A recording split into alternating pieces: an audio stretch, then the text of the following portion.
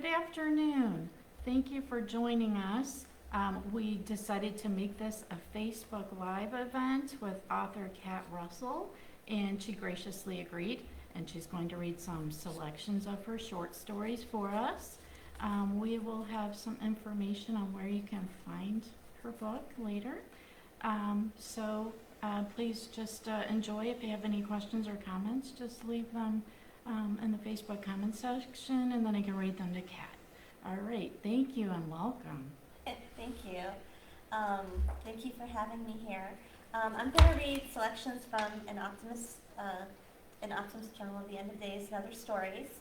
And it's got all different types of stories in it. Some are horror, some are funny, some are literary. So I'm just going to read a selection from different sections to give you a feel for what the book is like. And also, just before I forget, in November, on November 13th, I'm also going to be at Barberton Library Author Fair, and it's going to be the premiere of my next book, which is Pinholes, Traveling Through the Curtain of the Night, which is a humorous sci-fi novel. So this first one is called It's Not Easy Being Green, because there's a lot of consciousness about being environmentally friendly and everything and not destroying the earth. And I was wondering how serial killers would feel about that, so that's what this is about. It's not easy being green. Rob Smith was a killer, but a killer with a conscience. Rather than waste bodies by dumping them, he used their compost for his organic vegetable garden. The only plastic bags he bought were recyclable, since he preferred to reuse his grocery bags. Even those were only acquired after exhausting his supply of organic cloth totes. Reduce, reuse, recycle. Everyone needed a hobby, though, right? It's a psychological fact that people need an outlet to be happy, healthy, functioning members of society. Rob paid his bills on time, he always filed his taxes early, and he contributed regularly to charity. In almost every way, he was a pillar of the community. So it was no surprise that he was a humane killer as well.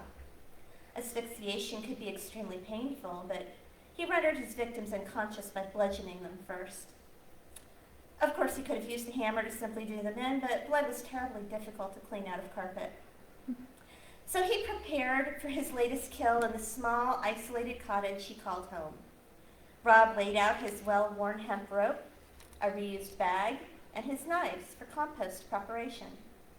His latest victim was vegan, and he imagined how the man would plead for mercy, argue, beg for his life. A grin crept over his face. Vegans really were such smug, self-righteous bastards. Their lifestyles might be environmentally friendly, but Rob couldn't bring himself to change that completely. It was too extreme. The pleasure he derived from killing wasn't too much to ask. Some might even argue it benefited Mother Earth. Reduce, reuse, recycle. After all, didn't he deserve a little fun?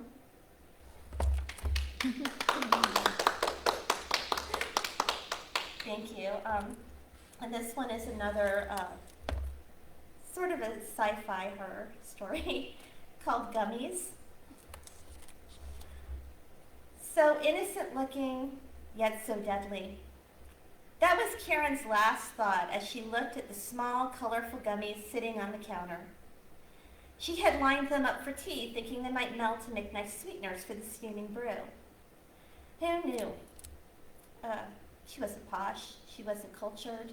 She liked her sweet tooth, and if the candy didn't dissolve, she'd still have a treat when she reached the bottom of her china cup.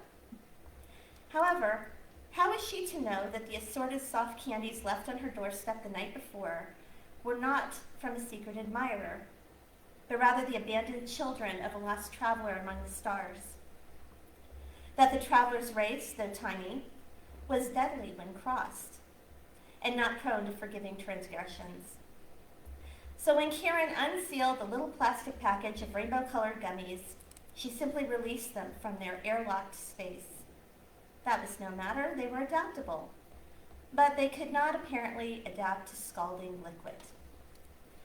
So as Karen poured the freshly brewed tea into her clean white china cup, She was ill prepared for the screams of agony emitted by the little orange gummy resting in its bottom. She gasps and nearly dropped the pot. Then, chastising herself for her foolishness, she realized there must have been an air pocket or something in the candy that caused the squealing noise. Oh well, it still tastes fine. She popped the little orange gummy, now flattened and mushy, onto her waiting tongue, bit down, and swallowed. The squealing stopped. But Orangey's brothers and sisters started, and soon she lay bleeding on the floor from 1,000 small bites. They were insanely fast. As she watched the rainbow assortment of gummies advance on her prone figure, she realized that Orangey was the lucky one. He had been consumed in a single bite.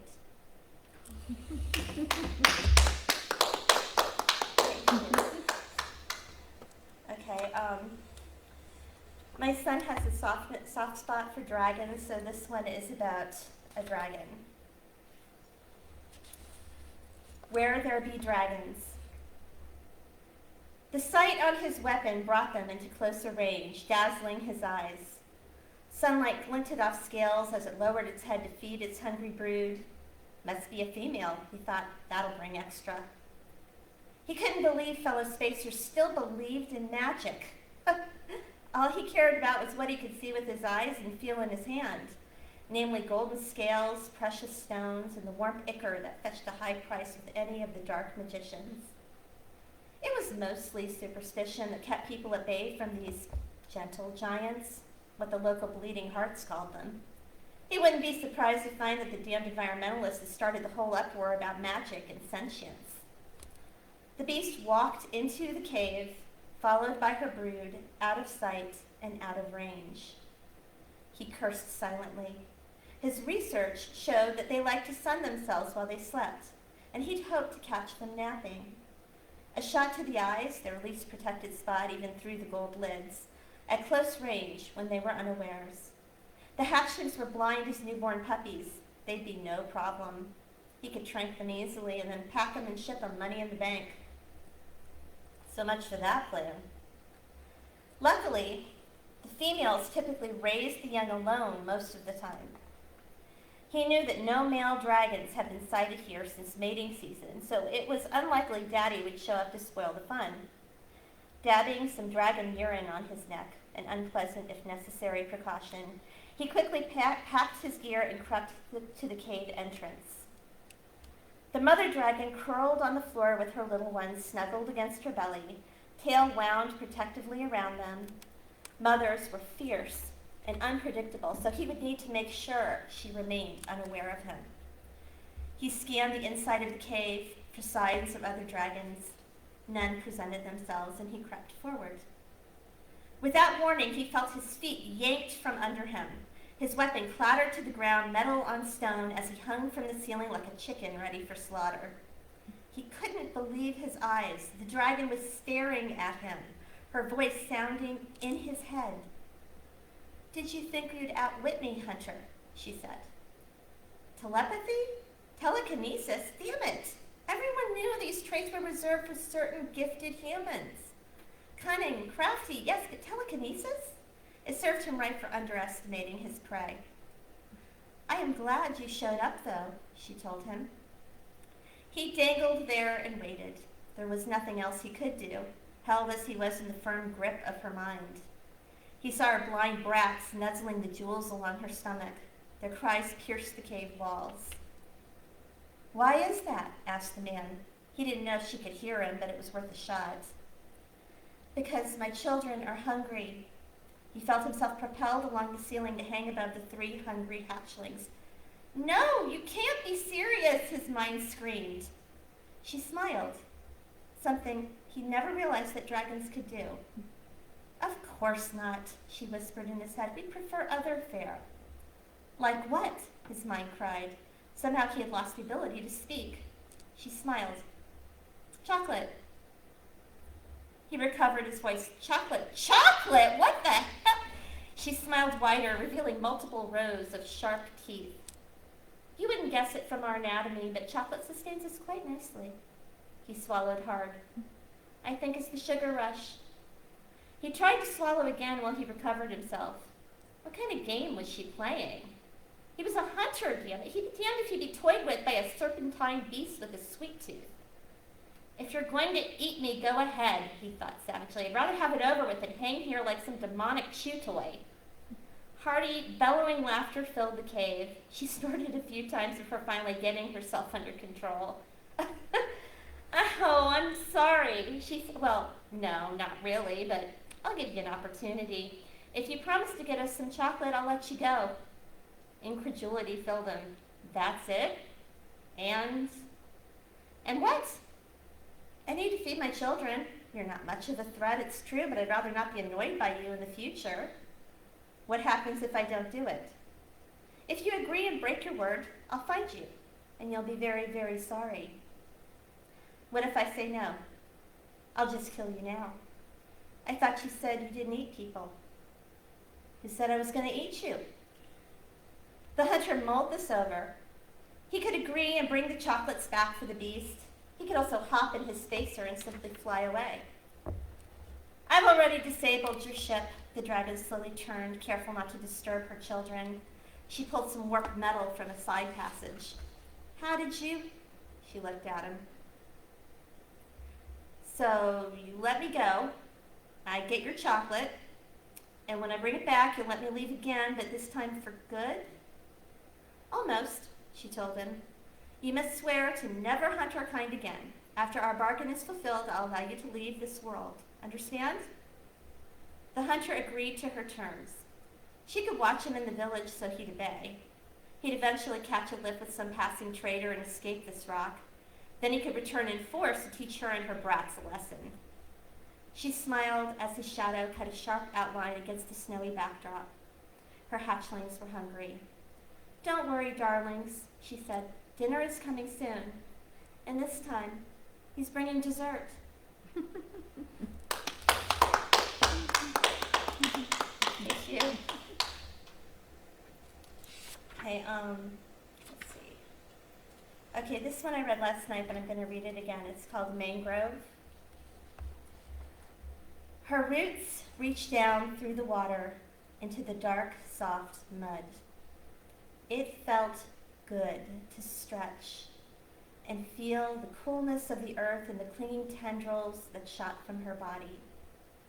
Though she enjoyed the company of the water's other animals, the long, lean birds that would search for food between her roots, the shelled creatures that used her for shelter, more than all, she loved the sleek, rocky lizard that preyed on smaller living things. Perhaps it was his cratered body that appealed to her, a rock that waited with large golden eyes. She was earth, and he was stone. He'll never return your love, said the soft creature with the hard shell. He can only have happiness with his own kind. But the tree stretched her roots farther yet into the flowing water, offering more in the hope of greater return. But the craggy beast visited neither more nor less as he searched the cool water for his next meal or mate.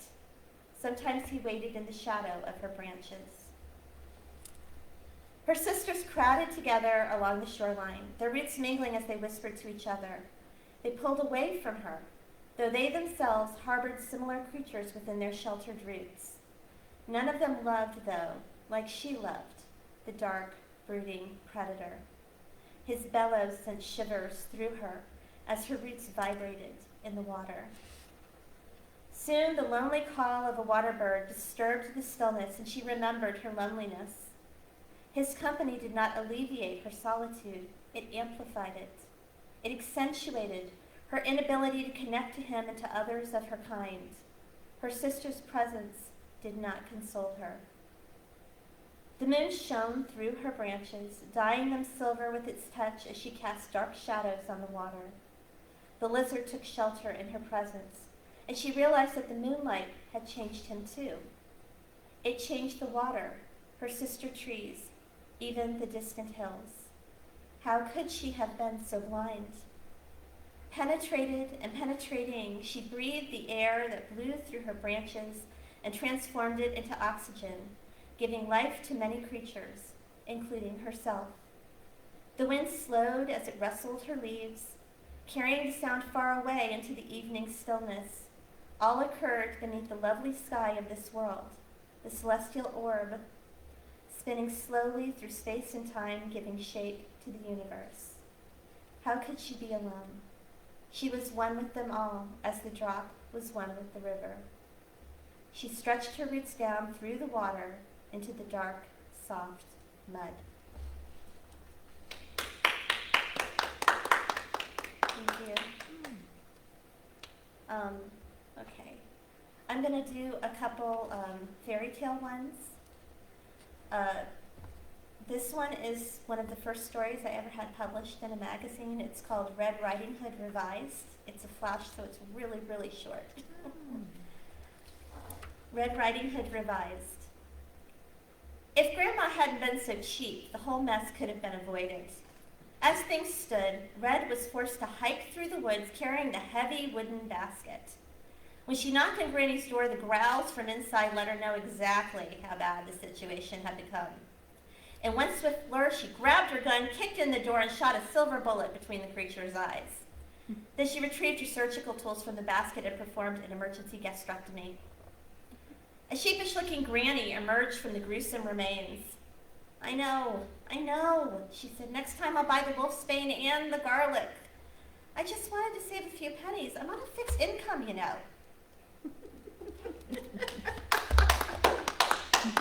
Thank you. And this one is Goldilocks, Part 2.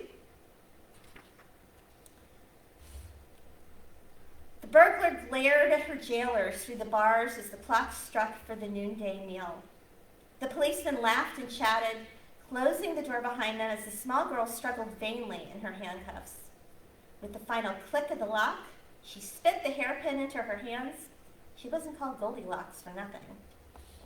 The thought of the cops' faces when they returned to find her cell empty split her face into a malicious grin. With a deft movement, the cuffs fell from her wrists, and she grabbed them before they clattered to the ground. Years with Pops hadn't taught her manners, but picking locks came as easily to her as breathing. As she glanced through the door's small window at the sleeping guard, she let her thoughts drift to the little think that had exposed her. The world knew him as Baby Bear, but to her he was just a rat. Surely she could think of worse things to do to him than eating his porridge. She swallowed the remnants of her conscience and headed for the door.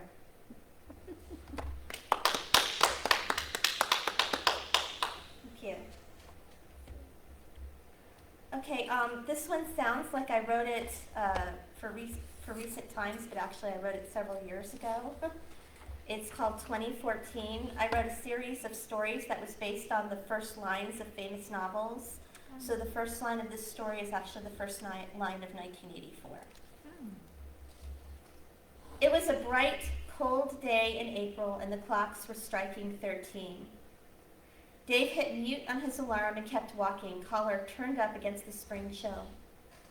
Each year, the world became colder, the skies darker with the satellites floating above the earth in their never-ending quest for safety through vigilance. Today's weather was overcast, the clouds obscuring the metal monstrosities that dominated the skies. Most people never looked up. The neighborhood had gone down in the past few years. The once burgeoning community was now littered with abandoned houses that lined the street like trash cans on pickup day. Paint peeled, a few of the windows had been broken.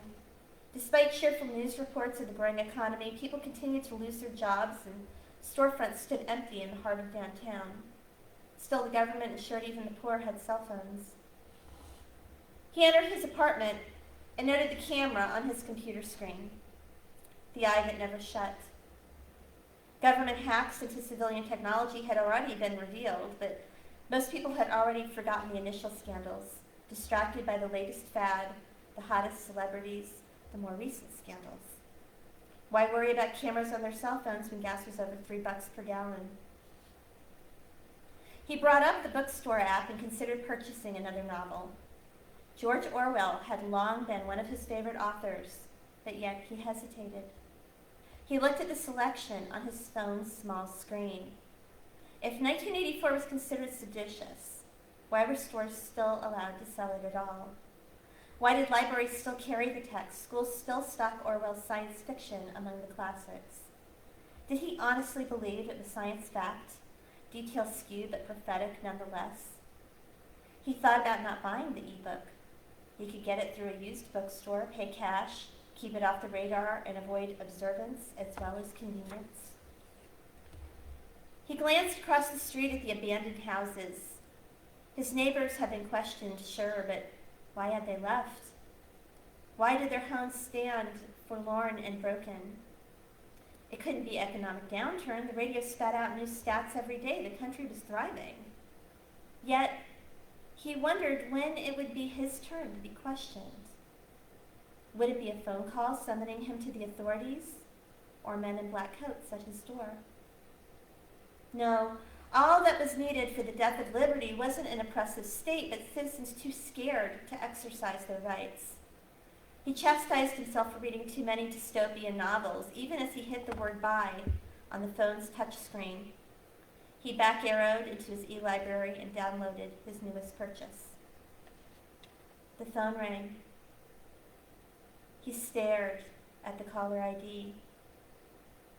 Swallowing hard, he left his apartment, closing its door behind him.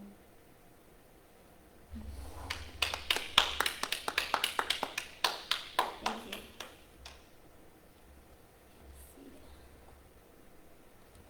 Okay, this one was inspired by The Tempest by William Shakespeare, but in this version, Prospero dies early and his daughter is raised by Ariel. So this is just like an alternate ending. It's called Lost and Found. I have never known men like these. Only Caliban, the closest thing I have to a brother, the sharer of my toils, misery, and loneliness, and Ariel. But he is an airy spirit, wise and good, but not a man. My father was lost to me long ago, so long. I have but the most distant memory of his passing. These men are strange. What would they do were they to know that I am here? Ariel suggests caution in my approach, and I will heed the spirit's warning. Caliban runs to his hiding place scared of newcomers. Has he not a right to be? Look what happened when he welcomed my father. No matter, I will assuage his fear and call him from his hiding place once I have enough knowledge to determine our course. My father, Ariel and Brother Caliban tell me my father was both the best and worst of men, and I believe it. If I revealed myself to them, would they make me a slave or liberate me from this isle and my loneliness? I ask the spirit, but he only smiles and says it's my choice. The storm is so much like the spirit himself, both terrible and beautiful. The lightning forking through the skies like the fires of creation, the roiling gray clouds and crashing waves that splintered the good vessel to pieces against the rocks. Yet none perished, only washed ashore for my inspection. Birthday presents for my 15th year. I thank the gods for my Ariel, for without him I would have been like Caliban when I first discovered him, wild and without words for want of education.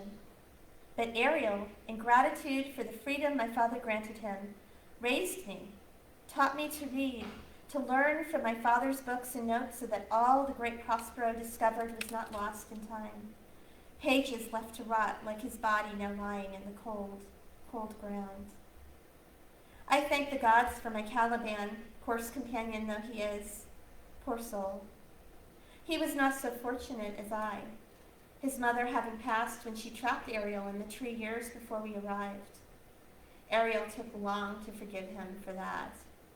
Though to blame a babe for their parents' folly seems cruel, we cannot help where emotion leads us. I helped Caliban learn language, and he helped me in so many ways. We foraged for food together, ate, slept, bathed, hunted, cried, and even embraced when we saw the ship floundering on the stormy sea. Caliban was frightened, but I knew what it meant. Freedom. Ariel looks sad, but I do not know why. Cannot the spirit that commands the very weather go wherever he wishes? But No, as I look into his eyes of mist, I realize at last that he cannot. He grants me freedom, as my father once granted his, but Ariel's power is forever connected to this island. He knows how I have longed for this ship, but no, he tells me who these strangers are, and oh, how I've longed for these very men to take me from this shore that had been my home for so many years. Ariel has informed me of the workings of the male heart, and though I am unsure how he would know, I trust his knowledge. Men are strange and should be approached with caution, but I spy the instrument of my revenge in the handsome visage of the weeping Prince Ferdinand, soon to be king. So I will reveal myself to this forlorn prince, this someday king, to one day become his queen. And if my beauty and innocence are not enough to ensnare his heart, I have my father's magical arts to call upon. I will use them to repair the ship, enough to carry us to his country, and we will rule together. As for this prince's king father and my own treacherous uncle, they both shall languish here as I and my father once did.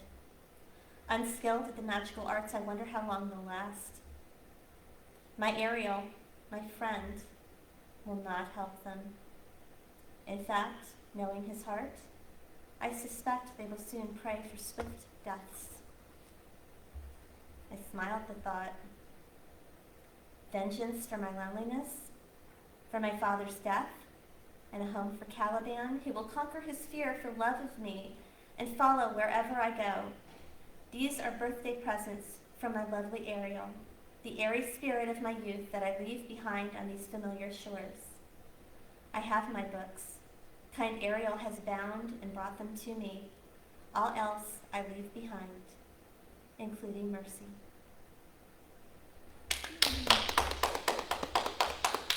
Thank you. And that's about half an hour. So again, you can get it on Amazon or through Venetian Spider Press. And thank you. Thank you. Do you mind holding the book up again? I'm sorry, I want to make sure we can see it. Yeah. Thank you. Oh, that was wonderful. Okay, that was quite a treat this Saturday afternoon, and thank you for watching. And we also have Kat's book here in our library collection. So thank you, Kat. We really appreciate it. This was great. Thank you for having me. Okay, thanks everybody. Have a good day.